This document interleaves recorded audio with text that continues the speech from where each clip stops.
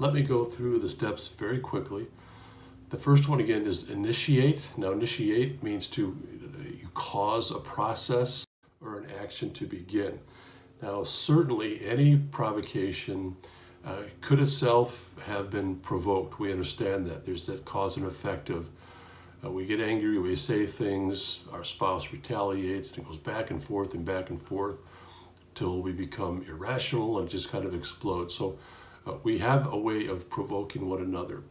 But what I want to try to focus on are the issues, the controversies, the conflict that we see that are really willful and gratuitous acts that result in a detrimental conflict where our emotions become hurtful and very, very strong. I mean, there are always going to be disagreements in a marriage, and there should be. We want to recognize that we can have disagreements that are hurtful. They don't elicit adverse emotional reactions.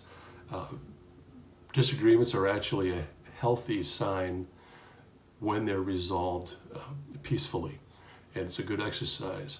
We want to be able to just recognize that conflict, or at least disagreement, is going to happen. How we respond to that really kind of shows the health of our relationship and how we're interacting with each other.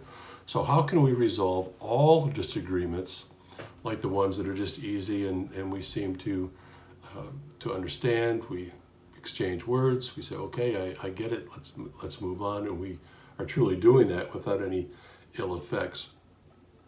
Anger, hurtful words, secrets, insults, all of these just basic unkindness to one another erupt in a marriage. They surface subtly, sometimes they surface spontaneously, but although there's always a provocation for that, we want to recognize that when we approach these disagreements correctly, we can disarm them very, very quickly and avoid those detrimental emotions, those words that can have lasting impact on a relationship. How can we avoid them altogether? Well, the roots to these things will be examined in other videos, but I believe after 43 years of marriage, all conflict can be resolved peacefully or avoided altogether. We have to learn, but we have to be willing to engage in the next step, which is negotiate. Negotiate is basically finding a way through a barrier, through a conflict. Now, we don't want to find a way around that obstacle, because that means the obstacle remains to be revisited later, and we don't want to do that. We all know that if you've been married any length of time, we seem to have the same arguments over and over and over again. Maybe they look a little bit different, but at their root, it's the same argument that just never gets resolved. That's because we've found at some point a way around the obstacle. We haven't found a way through it to dismantle it and make sure that it doesn't pop up again on our marriage journey. So we want to find a way through it. Any conflict, there's always a provocation and there's always a response. I don't care what the argument is, I don't care what the disagreement is. If you're watching this right now and you're feeling very angry at your spouse because of a situation, you've been provoked, and now you have a result, or a response, excuse me. How will I respond, or how have I responded to being provoked? My emotions have been provoked, or a response is being provoked. And if we're wise, we're saying, okay, I'm not going to respond too quickly here, but I'm in an emotional situation right now here where I want to respond, but I want to respond correctly. So in any conflict, there's always a provocation and always a response. That's going to be one of our rules that we will see time and time again through our videos. Secondly, negotiating means both people get something by giving up something. That means sacrifice. A healthy marriage has two individuals who are willing to sacrifice in order to have unity, have peace, but also have a relationship that moves forward.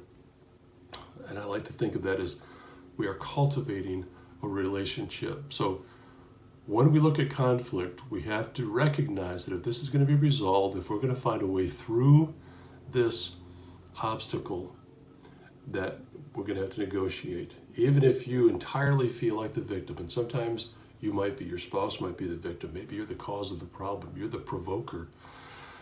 It's going to take both people talking through the situation, negotiating, and sacrificing. And part of that sacrifice, what you're giving up, is discussing those difficult truths, being very transparent.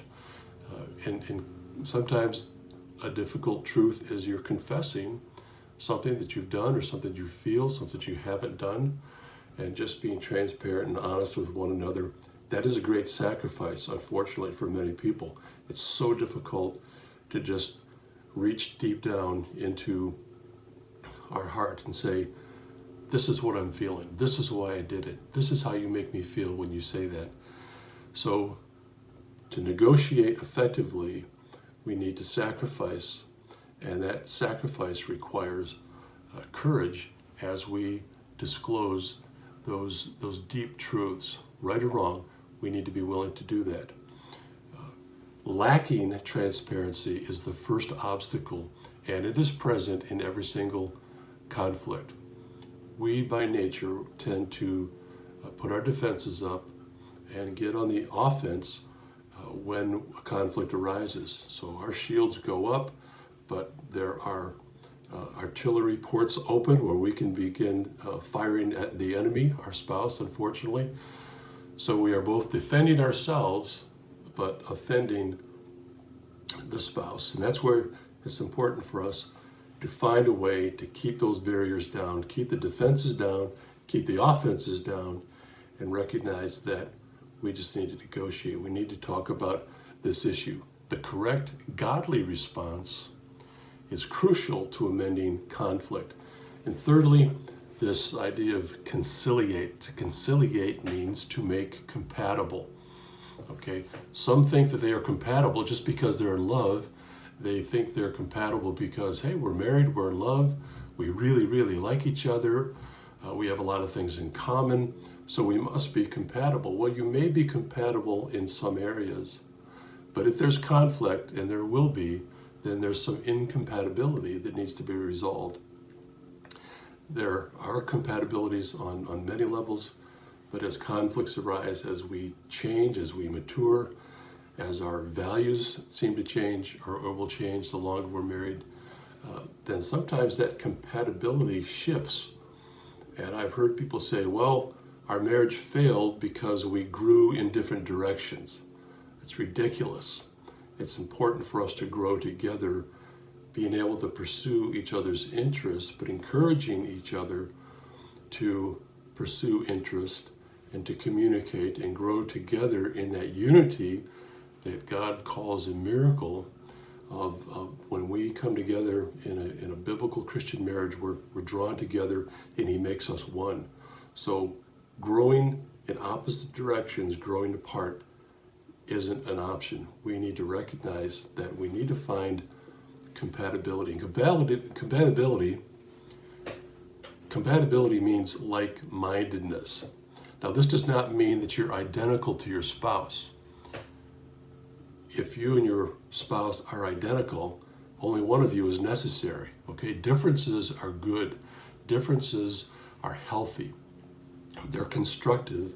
And most importantly, as I mentioned earlier, I believe differences help cultivate a marriage. And we want that. We want that interaction. We need that ability to help one another pursue those desires of our heart, those things that we find of great value. So we can be different. We need to be different. But at the same time, we can be like-minded. So compatibility, this like-mindedness, means we consistently work together toward every goal, utilizing individual strengths separately, but complementing and completing the effort, okay?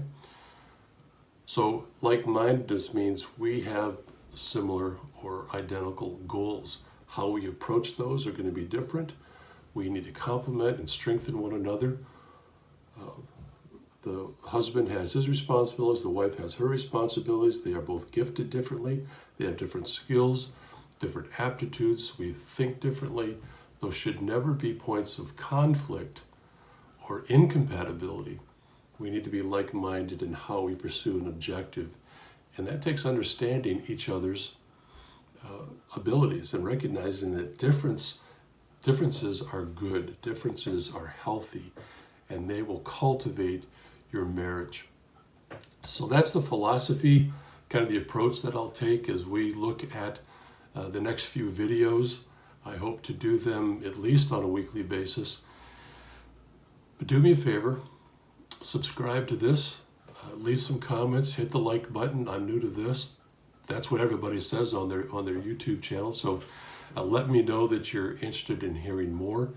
So when you subscribe, you will be notified when a new video is up. And if there are questions, if there are ideas that you are running into that you would like me to address, I'll be happy to do that. So thanks for listening, for hanging in there with me the whole thing. It's been 15 minutes. I want to try to keep that at 15 minutes each time. So share this with one another.